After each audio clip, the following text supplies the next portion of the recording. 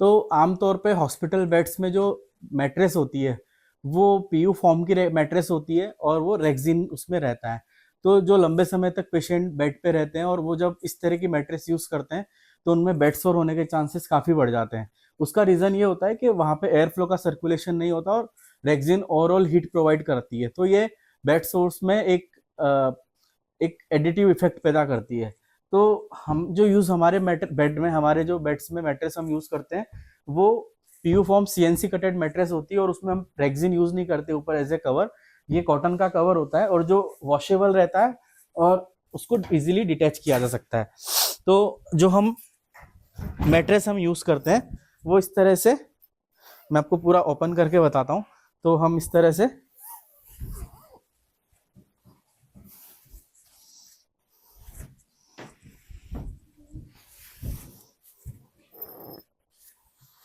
ये मैंने मैट्रेस हटा लिए।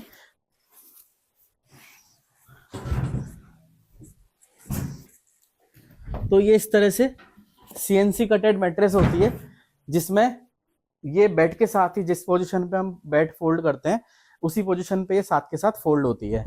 तो इस तरह से मैट्रेस है। तो मैं भी आपको इस पे जिस बिना कवर के एक डेमो देके बताता हूँ कि किस तरह से काम करती है। तो लाइक अगर मैं पेशेंट हूँ और मैं इस पे लेटा हूँ तो नॉर्मल जब हॉस्पिटल बेड की मैट्रेसेस में कट होता है उस वजह से पेशेंट को वहां पे गड्ढा सा फील होता है, बट यहाँ पे ये बिल्कुल स्मूथ आपको पेशेंट को स्मूथ फीलिंग प्रोवाइड कराती है।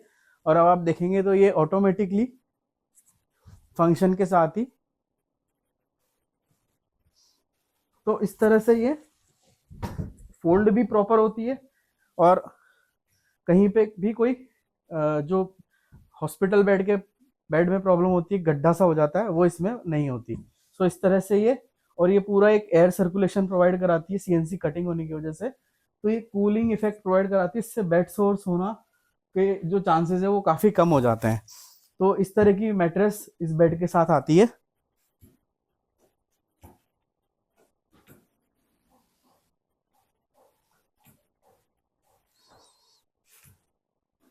तो हम किसी भी पोजीशन पे इसको आराम से यूज कर सकते हैं।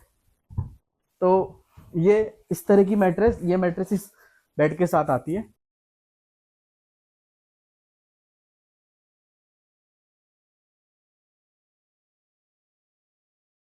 तो आपको ये बेड कैसा लगा और आपकी कोई भी इंक्वायरी हो तो आप हमारे दिए गए नंबर पे कांटेक्ट कर सकते हैं।